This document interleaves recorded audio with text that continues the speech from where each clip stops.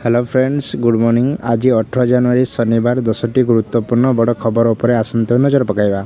आपण मानक भल पाइबा स्वरूप चैनल को गोटे गोटे लाइक शेयर एवं सब्सक्राइब करिबार जमार भूलिबेनी। नंबर 1 दक्षिण कोरिया राष्ट्रपति यून सुक यॉल आज गिरफ होइछन्ति। से विकसित राष्ट्रर प्रथम राष्ट्रपति भाव अत्यंत नाटकीय ढंग से गिरफ होइछन्ति। 64 वर्ष यून सुक यॉल विरोध में महाभियोग आसाला। तांको विरोध में संसद मध्य महाभियोग आनीथिला। तदंतकारी दल तांको गिरफ करिया को कंटा तार काटी एवं बैरिकेड डेई तांको निकट पहुंची। 3 डिसेम्बर यून सुक यॉल देशर सामरिक आईन लागू करिया पई निर्देश देइथिले, जहा सहित देशर अस्थिरता और समस्या सृष्टि होइतिला। नंबर 2 रूस पाकिस्तान को भारत सह हाथ मिलाइबा को परामर्श देइछि। यह दुई देशर संपर्क में सामान्य उन्नति सृष्टि करिपारिबो। सेहिपरि सुरक्षा परिषदर स्थायी सदस्यता प्रसंग में रूस भारत और ब्राजिल सह समर्थन प्रदान करुछि, कारण यही दुई देश सुरक्षा परिषदर यह पदवी पाई योग्य। सेर्गी लावर्स ब्राजिल और भारत को समर्थन करने संबंध में कहते जे यही दुई देश संपर्क में सामान्य उन्नति घटी। से यही संपर्क को आगक नेबार आशावादी रही, विशेषकर आतंकवाद विरोध क्षेत्र में। से भरी रूस यही विवेचन में प्रकाश कर भारत और ब्राजिल सुरक्षा परिषदर स्थायी सदस्यता पाई योग्य देश अटे। नंबर 3 किछि मास पर बीजेडी पुराणा धारा को फेरी।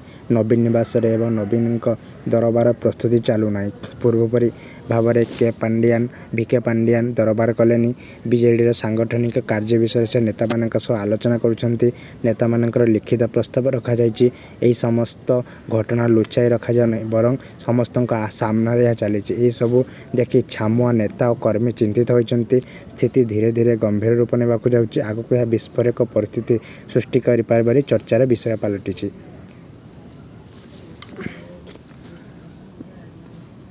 नंबर 4 सरकार कही मंडी रे कटनी छटनी न हेबार कथा। चाषी झाड़बुआ परिश्रमर फल निश्चित मिलिबो, किंतु एथिरे लुट पाई षड्यंत्र चली।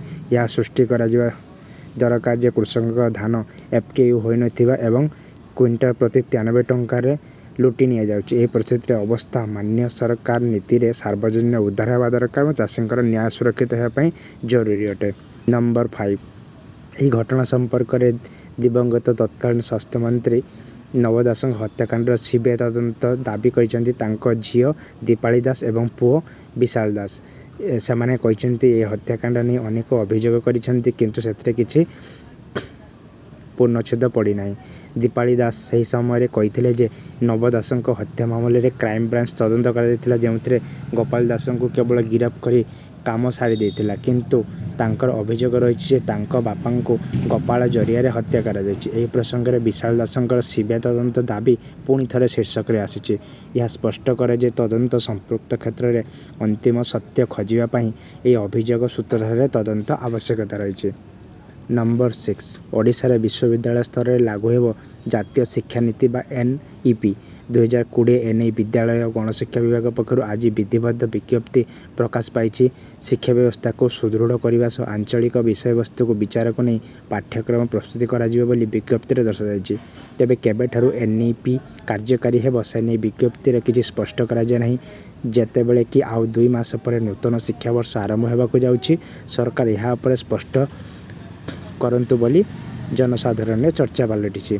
नंबर 7 ह्यूमन मेटानिवायरस बा HMPV विषय में राज्य स्वास्थ्य विभाग सूचना देछि ओडिशा रे यार कौनसी प्रभाव देखा जाए नहीं एवं राज्य सरकार समस्त प्रकार परिस्थिति को संभालिबा पई प्रस्तुत अछि। स्वास्थ्य विभाग कहिछि जे सही भाइरस नहीं कौनसी आतंकित हेबार क्षेत्र नहीं, आतंक क्षेत्र नहीं, कारण राज्य सरकार यार निकट में तीक्ष्ण नजर रखुछि। अनुष्ठित बैठक में स्वास्थ्य सचिव अश्वती एस एवं सम्मिलनी अध्यक्ष तथा अन्य प्रधान संपर्कित व्यक्तिगत सामिल हो यहाँ पर चर्चा करछन्ति। संपृक्त जनसाधारण गणमाध्यम को सचेतन कर संपर्क में अधिक चिंता और आतंक न करवा आवश्यक। नंबर 8 बहुचर्चित हंसिता और अनिल गिरफ मामलें कमिशनर पुलिस और आयकर विभाग तदंत चलाई। पुलिस यही ठकई और ब्लैकमेल मामलें तदंत करुवा बेले आयकर विभाग से उत्स और परिमाण बाबद में इन्वेस्टिगेशन करुच्ची। पुलिस सेमानक ऊपर पचराउचरा करने से दिनिका रिमांड आनी। यही समय आयकर विभाग स्क्वाड से पचराउचरा करने जी उपलब्ध पाई कि यथेष्ट होना। यह क्षेत्र में आयकर विभाग आहरी तदंत आशा रखुच्छी। नंबर 9 फुलबाणी मेडिकल कॉलेज रे चाकरी देवाक कही मिछ विज्ञापन प्रचार करथिबा अभियुक्त को फुलबाणी टाउन थाना पुलिस गिरफ्त करिछि। अभियुक्त लक्ष्मीकांत मेहर कलाहांडी जिलार बिचुगाड़ ग्राम रही काली कोर्ट को चालान करा जिवो। एही मामला आरंभ होइतिला गत 3 तारिख रे जेतेबेले खबर प्रकाश पाइतिला जो मिछ विज्ञापन प्रचार कराइतिला जहार फुलबाणी मेडिकल कॉलेज विभिन्न पदपीधर चाकरी दिया कहला। पुलिस शब्द माध्यम तदंत कर अभियुक्त गिरफ्त करिछि। नंबर 10 पैतरी नदी धामरा मुहाण लंगर पकाई गोटे भुटुभुटी ओलटी पड़ 7 जन पर्यटक और 2 जन चालक बुड़ी जाते। तेबे पार्श्ववर्ती बोट कर्मचारी समुचित पदक्षेप जो समस्त पर्यटकों को चालकों को उद्धार कर जार से मृत्यु मुखर बची जाते। उद्धार कर पर्यटक मध्य 3 जन चांदवाड़ी अंचल और 4 जन भुवनेश्वर बोली सूचना मिली। अभियोग अनुसार यही भुटभुटी चालक शैतान महालिक 7 जन पर्यटकों को बुलवा को धामरा नहीं जाते। यात्रा करने पर द्विपहर प्राय 2टा बेले पहुंची किंतु से बोट माध्यम समस्त को असुरक्षित जना पड़ा। चालक मजे असावधानता जो निर्विलक कार्य करने समय बुड़ी जा सूचना मिली। यहीपरि समय बंचाई सटीक खबर पर आम चैनल को सब्सक्राइब करंतु। धन्यवाद।